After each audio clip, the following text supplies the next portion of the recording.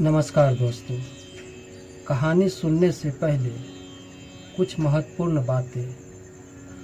तुम खफा हो गए तो कोई खुशी न रहेगी। तुम्हारे बिना चिरागों में रोशनी न रहेगी। क्या कहे क्या गुजरेगी दिल पर, ऐ दोस्त। जिंदा तो रहेंगे लेकिन ज़िंदगी न रहेगी। दोस्तों, यदि माफ़ी मांग के कुछ अच्छा होता हो तो माफ़ी मांग लेनी चाहिए। चलिए कहानी की ओर चलते हैं।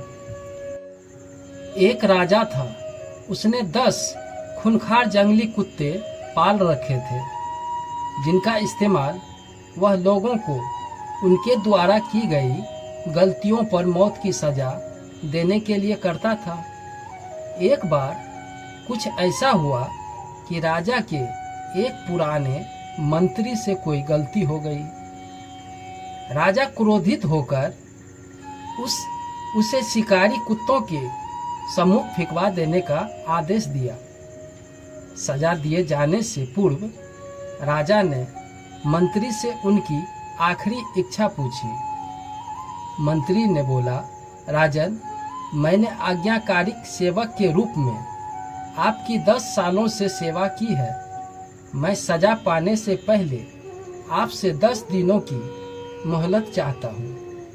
मंत्री ने राजा से निवेदन किया।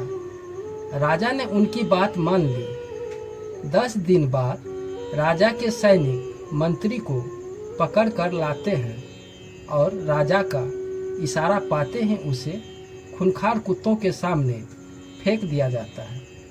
परंतु यह क्या, कुत्ते मंत्री पर टूट पड़ने के बजाय अपनी पूंछ हिलाता हुआ मंत्री के ऊपर कूदने लगते हैं और प्यार से उनके पैर चाटने लगते हैं। राजा यह सब देखकर आश्चर्यचकित हो रहा था कि ये सब क्या हो रहा है। उसने मन ही मन सोचा, आखिर इन खूंखार कुत्तों को क्या हो गया है, वे इस तरह क्यों व्यवहार कर रहे हैं। आखिर राजा से रहा नहीं गया। उसने मंत्री से पूछा कि ये क्या हो रहा है, ये कुत्ते तुम्हें काटने के बजाय तुम्हारे साथ खेल क्यों रहा है।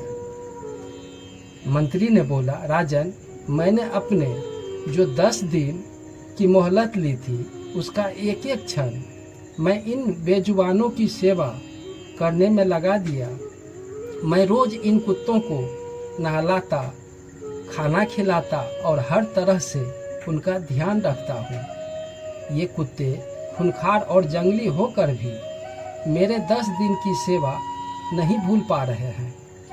परंतु खेद है कि आप प्रजा के पालक होकर भी मेरे 10 वर्षों की स्वामी भक्ति भूलकर और मेरी एक छोटी सी त्रुटि पर इतनी बड़ा सजा दे दी। राजा को अपनी भूल का एहसास हो चुका था। उसने तत्काल मंत्री को आज़ाद करने का हुक्म दे दिया और आगे से ऐसी गलती न करने की सौगंध ली। मित्रों, इस बार इस राजा की तरह हम भी किसी की वर्षों की इच्छा को उनके एक पल की बुराई के आगे भुला देते हैं।